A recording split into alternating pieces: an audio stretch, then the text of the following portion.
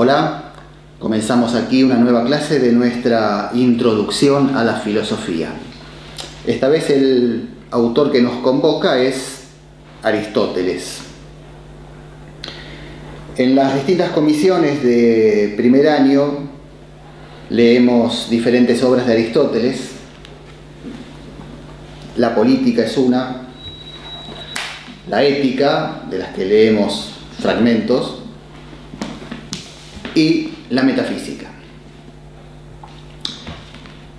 En el material disponible que tienen en la plataforma donde están viendo este video, hay un texto, un PDF, en donde se hace una presentación de Aristóteles y se explica la relación que hay entre estas tres obras.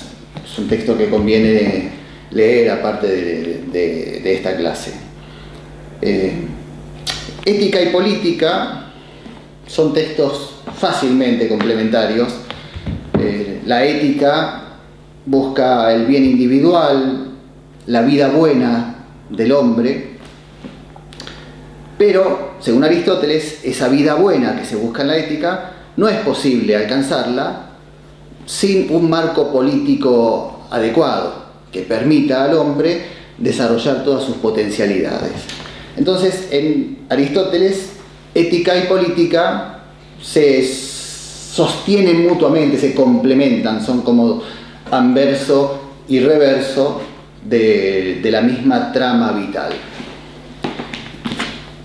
La clase de hoy la vamos a dedicar no a ética ni a política, sino a metafísica, al comienzo del libro Metafísica, que es nuestro texto fuente. De todas formas, como los tres textos están relacionados, vamos a ver que de alguna manera va a aparecer la ética o tal vez la política en algún momento de la clase.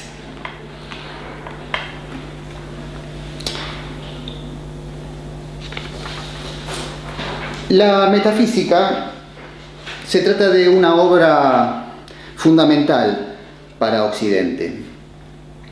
Digo fundamental porque constituye uno de los fundamentos de la cultura occidental.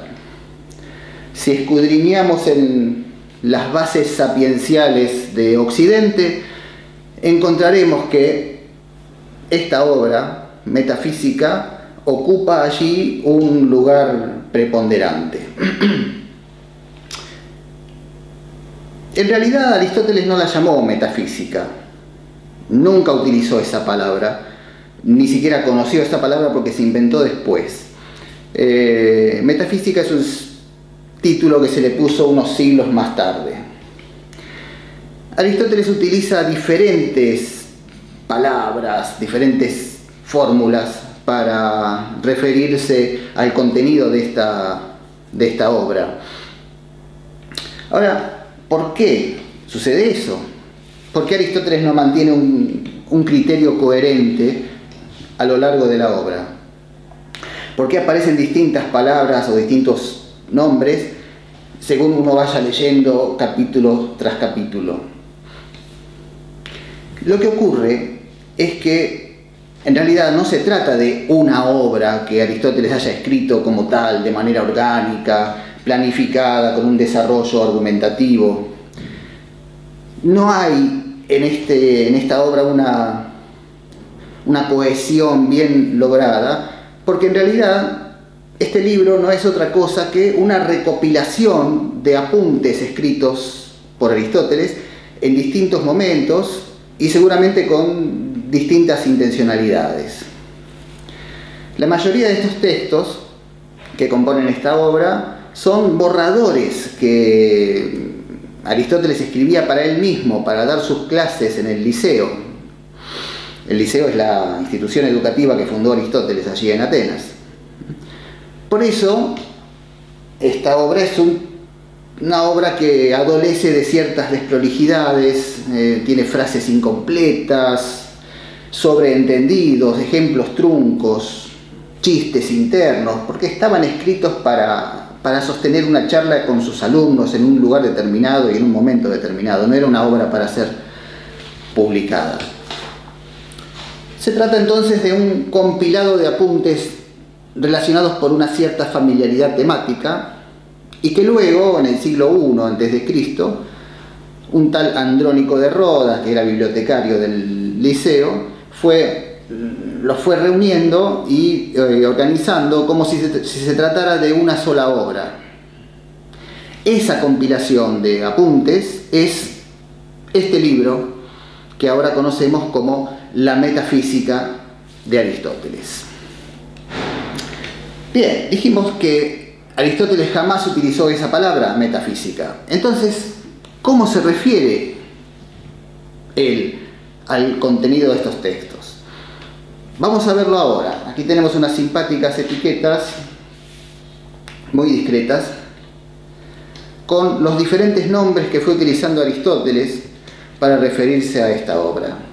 Veamos, a ver si nos sale esto. Uno de los nombres que utilizó es Filosofía Primera.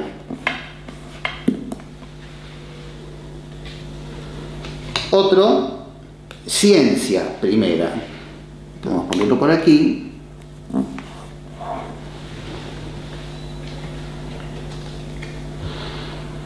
Un tercer nombre, Teología.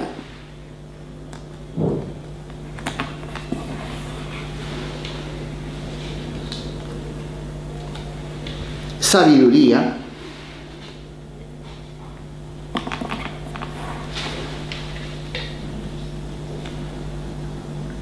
Ciencia buscada. Lo podemos poner aquí. Y finalmente tenemos esta que dice Ciencia de las primeras causas y principios. Es la más larguita. Podemos ponerla aquí arribita. Seleccionamos estos nombres. Aristóteles usa otros más. Por ejemplo, dice que aquí se habla de la ciencia del ente en cuanto ente, del pensamiento que se piensa a sí mismo, pero eso ya queda fuera del alcance de esta clase. ¿Y cuál es el alcance de esta clase? ¿Cuál es el objetivo? Bueno, el objetivo es poder descubrir el sentido de estas palabras. ¿Por qué Aristóteles usa estos nombres para referirse a esta obra? En el sentido de estas palabras está la clave para abrir el texto, para comprender mejor qué es lo que Aristóteles está tratando de plantear aquí. Pero antes quisiera detenerme un instante para señalar un detalle. Dijimos que estos escritos eran material de estudio del Liceo, ¿sí? La escuela que fundó Aristóteles. Ahora, en la lengua griega de ese momento, la palabra liceo no significaba nada en especial. Liceo es una palabra casual que hacía referencia a la zona geográfica donde estaba ubicada la escuela de Aristóteles. En las afueras de Atenas había un templo dedicado al dios Apolo Licio. Entonces, esa zona era conocida como la zona licia. Simplemente por eso, porque quedaba cerca del templo Licio, la escuela de Aristóteles era conocida como Liceo. Y algo similar había sucedido unas décadas antes con la escuela que fundó Platón, el maestro de Aristóteles. Esa escuela se llamó la Academia. El lugar de emplazamiento de la Academia era un bosquecito sagrado dedicado a un héroe mitológico griego llamado Academo. Por eso la escuela de Platón, donde Aristóteles fue alumno durante 20 años, se llamó Academia. Vemos que son casualidades, palabras que podrían haber sido cualquier otra. Ahora bien, en nuestros días, cuando se mencionan las palabras academia o liceo, nadie piensa en un bosquecito sagrado, ni en un templo de Apolo. O sea, con el tiempo todo eso cayó en el olvido. Lo que no cayó en el olvido son esas dos escuelas que resignificaron y cargaron de contenido a esas palabras fortuitas.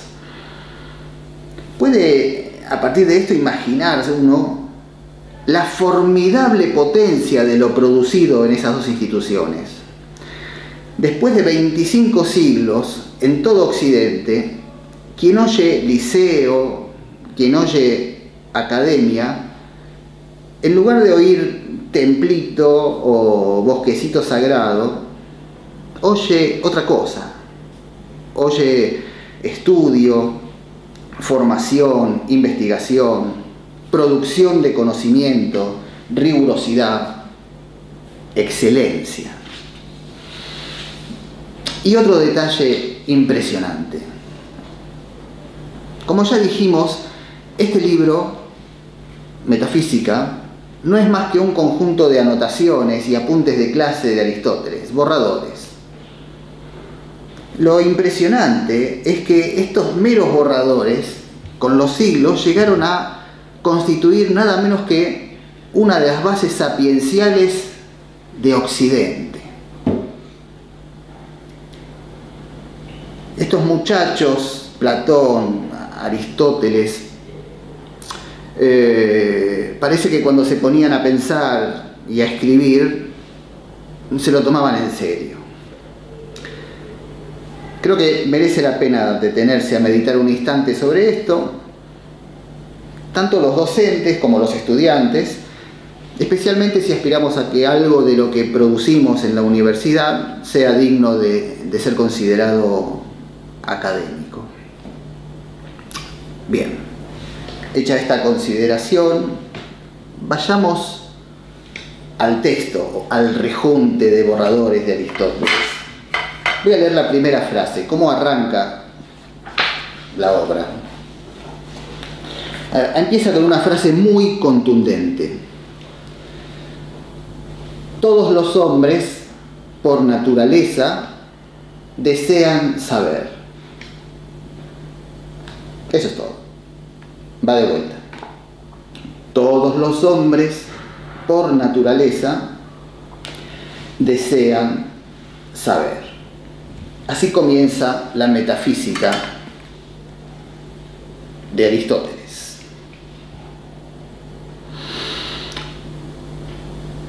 La mayoría de las versiones en castellano, y seguramente la que van a leer ustedes, traducen de esa manera. Desean, los hombres desean saber, a pesar de que Aristóteles utiliza un verbo que tiene más que ver con el apetito que con el deseo. Aristóteles dice, si lo tradujéramos más fielmente al griego, todos los hombres por naturaleza apetecen conocer. Habla de apetito, de hambre, hambre de conocimiento. Un apetito nociológico. Entonces nos gusta más leer: todos los hombres por naturaleza apetecen conocer. Ahora bien, hay muchas maneras de satisfacer el apetito. Los alimentos no son todos iguales. Algunos alimentos calman el apetito, crean la sensación de saciedad y hasta pueden ser muy sabrosos y atractivos, como las golosinas o las comidas chatarra, pero sabemos bien que esos alimentos son muy pobres en nutrientes, no nos hacen fuertes y saludables, provocan problemas de desarrollo, mala salud, etc. Y lo mismo ocurre con los conocimientos. Todos los hombres, por naturaleza, apetecen conocer. Ese apetito está en la naturaleza humana. Y entonces, de alguna manera, todos los hombres satisfacemos ese apetito. Buscamos conocer. Pero la pregunta que surge a partir del planteo de Aristóteles es: ¿cómo saciamos nuestro apetito de conocimiento? ¿Todos los conocimientos son iguales? Evidentemente no. Lo que sobreabunda, lo que está al alcance de la mano, no son conocimientos o nociones de calidad. Chismes sobre la farándula, escándalos de todo orden, trivialidades, falsedades ideológicas, acusaciones incomprobables y las infinitas versiones del omnipresente programa Cuatro Gordos Hablando de Fóbal. Y quienes consumen esa comida chatarra satisfacen de algún modo el apetito de conocimiento, pero con alimentos de bajísima calidad nutritiva. Una dieta en la que prevalece ese tipo de alimento es claramente insalubre. Ahora bien, Aristóteles obviamente no habla de chismes de la farándula ni de comentaristas deportivos, pero sí dice que hay conocimientos de diferentes jerarquías. Para Aristóteles el conocimiento nunca es malo en sí mismo. En general siempre es mejor saber que ignorar. Pero su planteo deja bien en claro que algunos conocimientos son mejores que otros y establece un criterio para distinguirlos. No se trata de un gusto personal, de un capricho. Dice Aristóteles que hay un conocimiento común, vulgar, y otro muy superior, que es el conocimiento científico. El conocimiento que adquirimos a través de los sentidos corporales, lo que vemos, lo que tocamos, las sensaciones, eso no es ciencia. Es un conocimiento básico, fácil de adquirir. Es el saber más rudimentario y elemental. Eso no significa que no sea valioso.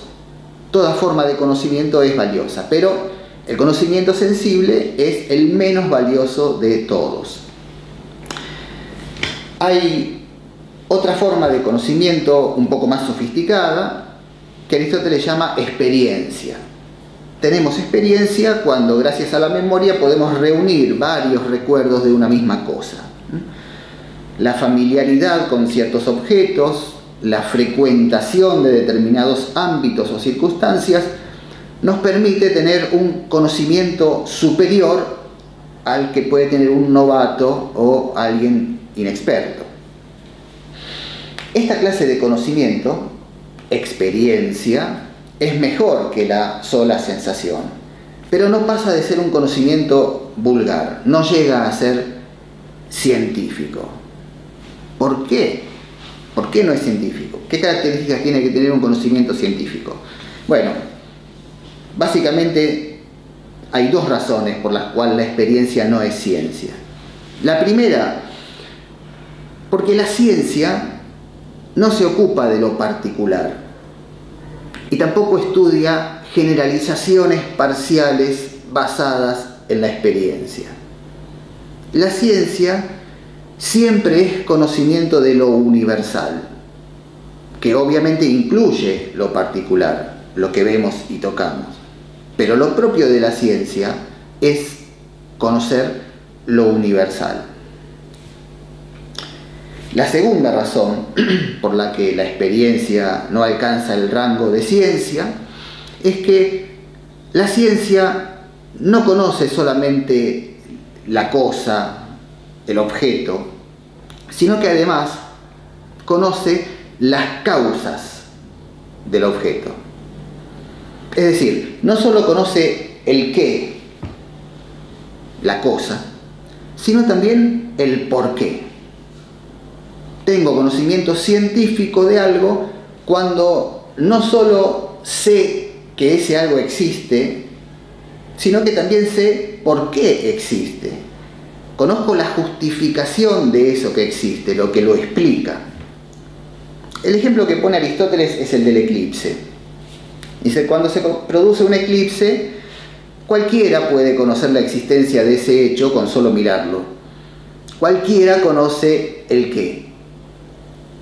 Uy, un eclipse, dice cualquiera, y está bien.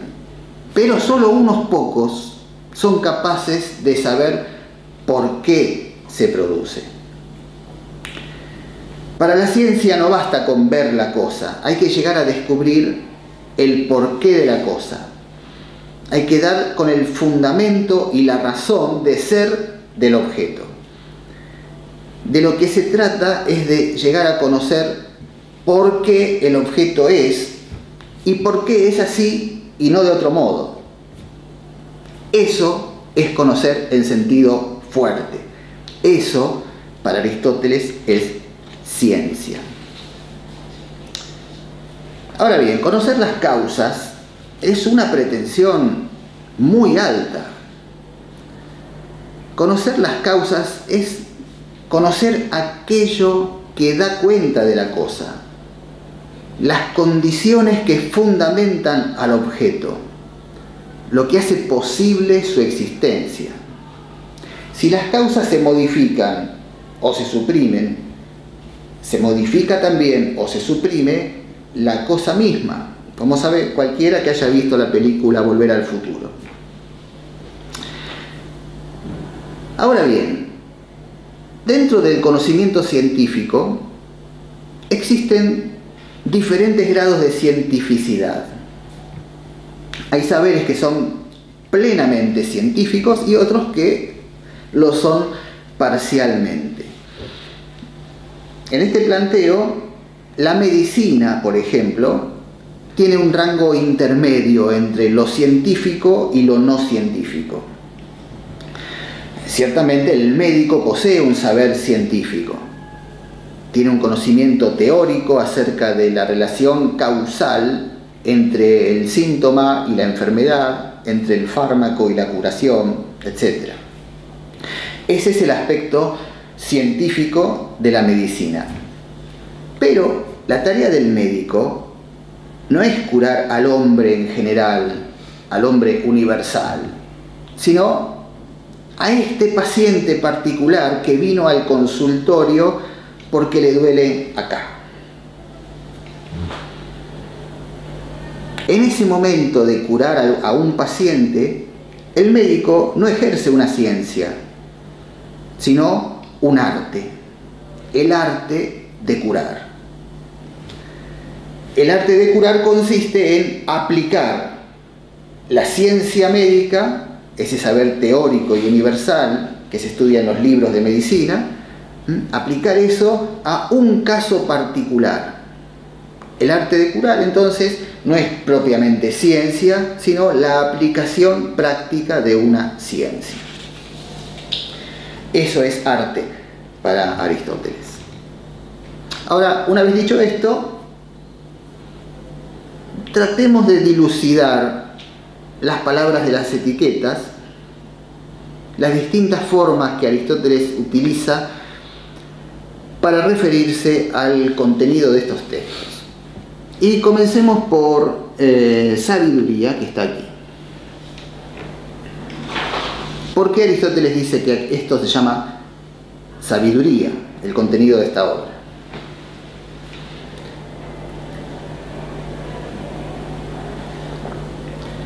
Según el planteo aristotélico, la ciencia aparece como el saber más alto que puede alcanzar el hombre.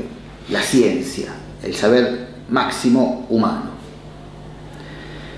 Pero así como hay un saber que es ciencia, pero no del todo, ¿no? El arte, como vimos recién, que es ciencia, pero menos, porque es aplicada, Aristóteles se pregunta, ¿no habrá algún saber que sea ciencia, pero más?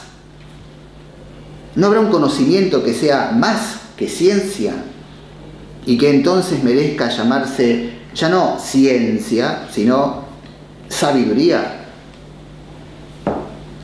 ¿Será posible un saber así? ¿Y en qué consistiría? Tendría que ser la ciencia más elevada de todas, una ciencia por encima de la ciencia. Debería ser la ciencia que permitiera conocer más, la que brindara las explicaciones más abarcativas y más completas. Tendría que ser algo así como una ciencia primera. Etiqueta que tenemos aquí. Parece que la sabiduría entonces sería algo así como una ciencia primera, pero ¿por qué? Conviene aclarar ahora que en la antigüedad filosofía y ciencia son la misma cosa. Ambas, filosofía y ciencia, son conocimiento en sentido fuerte. La separación tajante entre filosofía y ciencia habrá de producirse con la modernidad, pero para eso faltan 2000 años. Estamos ahora en el siglo IV antes de Cristo. En la antigüedad, filosofía y ciencia son la misma cosa. Pero Aristóteles la llama ciencia primera. Y también la llama, famosamente, filosofía primera. Como filosofía y ciencia son lo mismo, podríamos tomarlas como expresiones equivalentes. Esa ciencia primera tendrá que estudiar causas, como toda ciencia, pero no cualquier causa. Si pretende ser una ciencia primera, deberá estudiar alguna causa acorde con su dignidad de ciencia primera o filosofía primera. Será ciencia primera la que estudie las causas primeras. Por eso, Aristóteles llama ciencia de las primeras causas y principios al objeto de esta obra.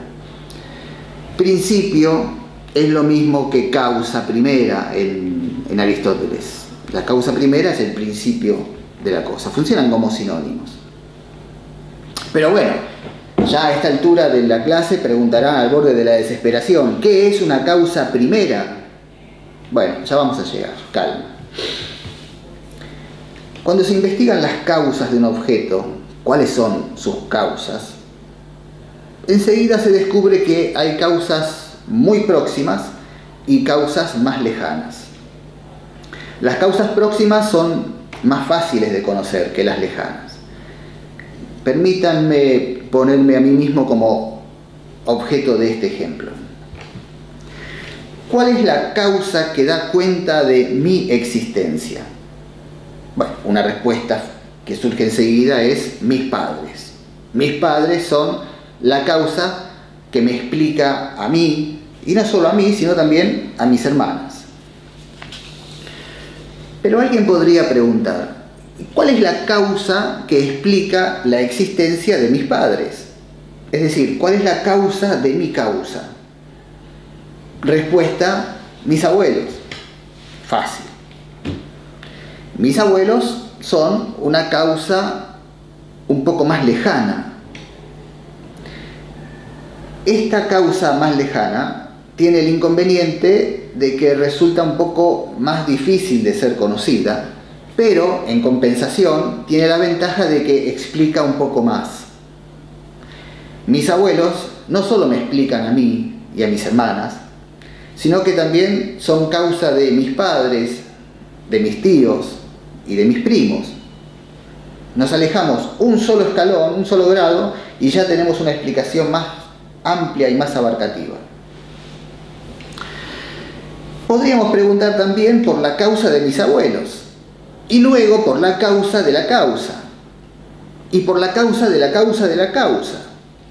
Cuanto más alejadas estén las causas, más dificultoso será su conocimiento, pero serán causas cada vez más abarcativas.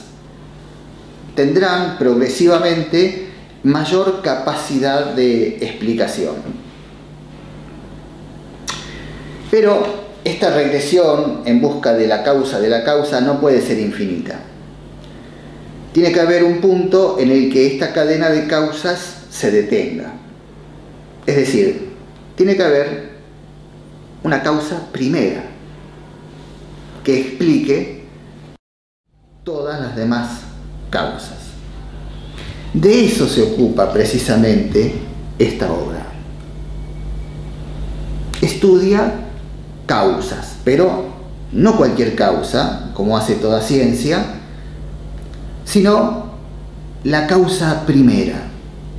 Y es por eso que Aristóteles la llama Filosofía primera, ya podemos ir marcando, filosofía primera, ya tenemos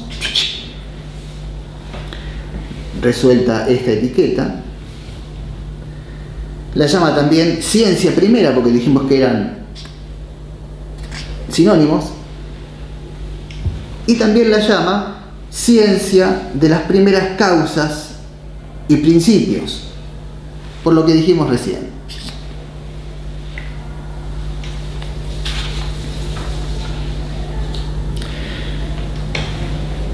Ahora bien, la Sofía, la sabiduría, Sofía es en griego, la metafísica, estudia la causa primera. Pero, ¿la causa primera de qué? ¿De mí y de mis hermanos? ¿De mis primos? No, de este marcador, de esta mesa, de las estrellas. ¿La causa primera de qué? Veamos.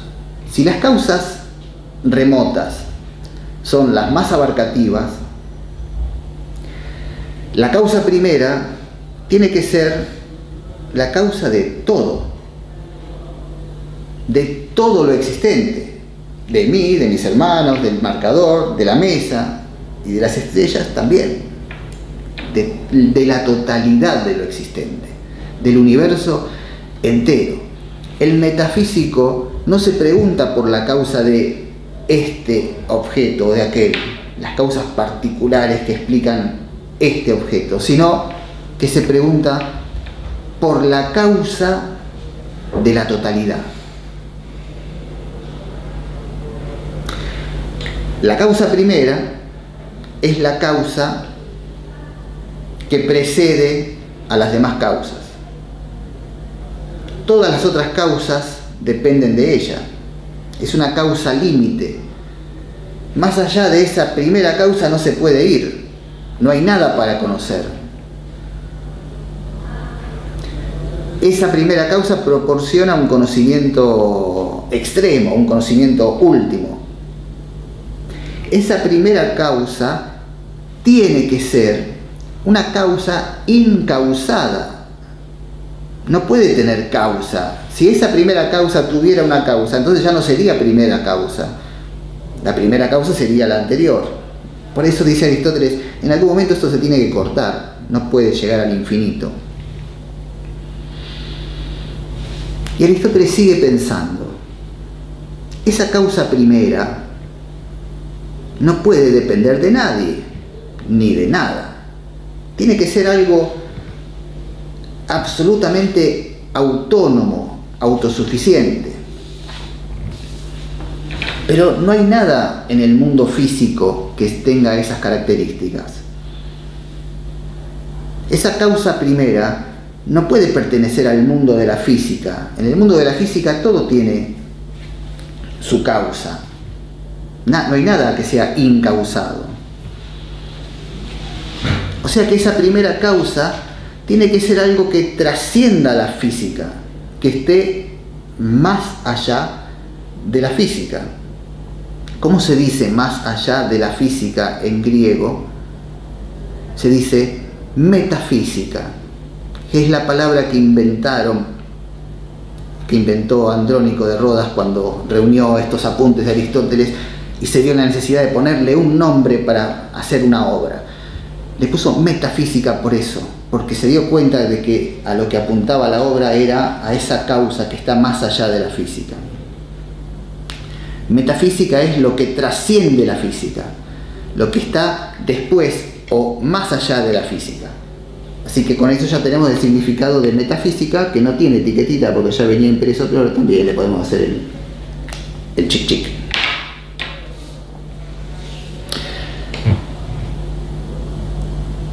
Volvamos a la noción de causa primera. Esa causa primera tiene que ser entonces algo del ámbito de lo divino, algo perteneciente a la divinidad. Es más, la causa primera de Aristóteles es la divinidad, es Dios. Por eso Aristóteles llama a esta obra, en algunos pasajes, teología, porque el estudio de la causa primera es, en definitiva, el estudio de Dios. Ahora bien, un saber de tal naturaleza parece demasiado para la condición humana. O sea, un conocimiento tan excelente, tan sublime, con un objeto de estudio tan trascendente, tan alejado de nuestras posibilidades de conocimiento, un objeto como nada menos que Dios, es algo que excede la capacidad del hombre, es demasiado. El hombre puede poseer la ciencia, por eso dijimos al principio que la ciencia es el conocimiento máximo posible para el hombre. El hombre con mucho esfuerzo puede ser científico, puede poseer la ciencia, pero poseer la sabiduría, un saber que es superior a la ciencia, es como que le queda demasiado grande al hombre. Y en efecto, Aristóteles reconoce, el hombre no puede poseer la sabiduría. Ese saber excelente está más allá de las posibilidades del hombre. Pero lo que sí puede hacer el hombre es tender hacia ella, intentar arrimarse lo más posible. Y es por eso que Aristóteles la llama también ciencia buscada. No es una ciencia poseída, pero sí puede ser una ciencia buscada, una ciencia a la que tratemos de llegar. Entonces tildamos también ciencia buscada y nos quedó sin tildar sabiduría, pero ya dijimos que sabiduría es ese conocimiento superior a la ciencia del que estamos hablando. Entonces, según este planteo de ciencia no poseída, pero sí ciencia buscada, Aristóteles nos dice que cuando el hombre se pone metas elevadas, se eleva a sí mismo en la búsqueda de esa meta, aunque no la alcance nunca, y aunque sepa que no la va a alcanzar nunca, lo cual hace mejor la acción.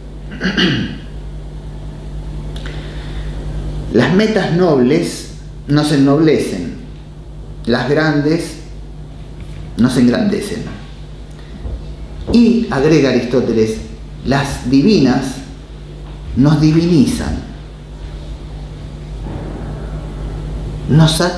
desarrollan lo más precioso y lo más divino que hay en el hombre. Un vasito de agua.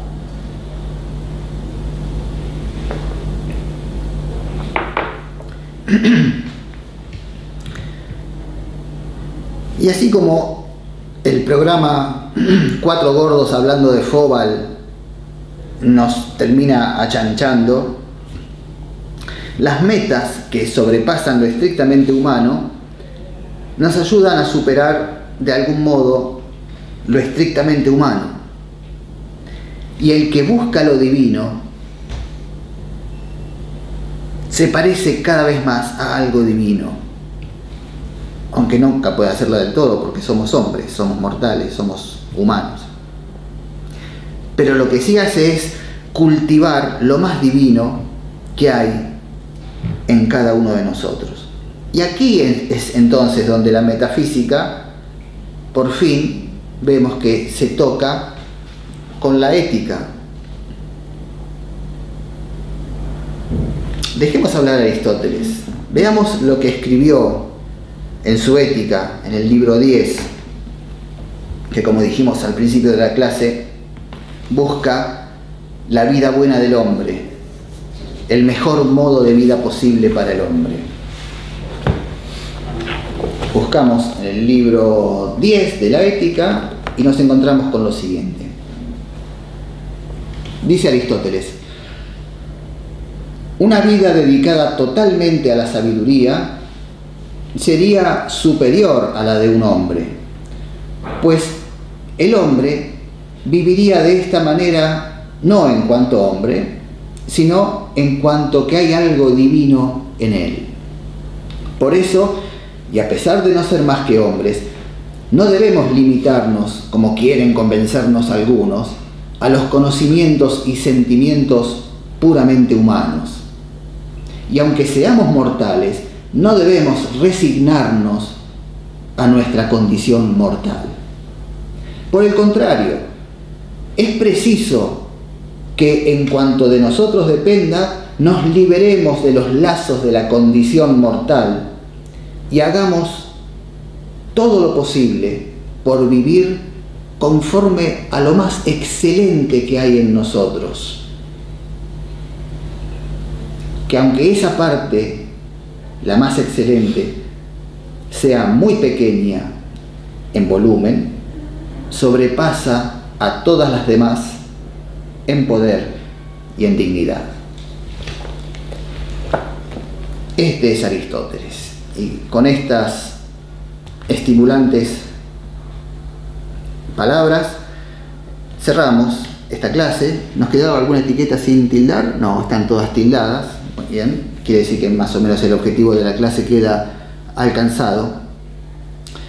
Y aprovechemos este impulso, este envión que nos da estas palabras de Aristóteles para buscar ese conocimiento que nos haga superarnos a nosotros mismos.